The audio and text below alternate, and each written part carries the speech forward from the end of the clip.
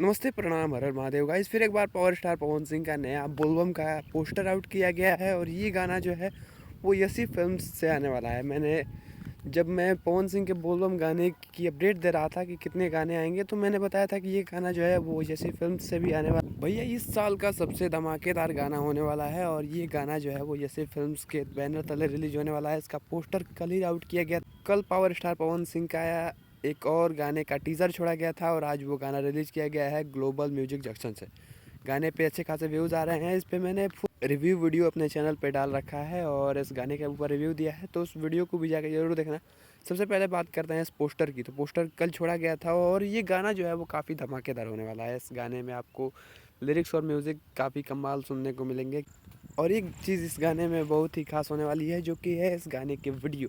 जी हाँ दोस्तों, कुछ तस्वीरें पवन सिंह की वायरल हो रही थी, जो कि छोटे बाबा और काफ़ी सारे लोगों के साथ थी, क्वीन शालिनी के साथ थी। और उस तस्वीर में उन्होंने बहुत सारा भभूति लगाया हुआ था और वो शायद जो शूटिंग की तस्वीर थी वो इसी गाने की थी। गाने में लिरिक्स और म्यूज़िक जो है वो विजय चौहान और प्रियांशु सिंह का होने वाला है और इस गाने का वीडियो जो है वो विभांशु तिवारी डायरेक्ट किए हैं।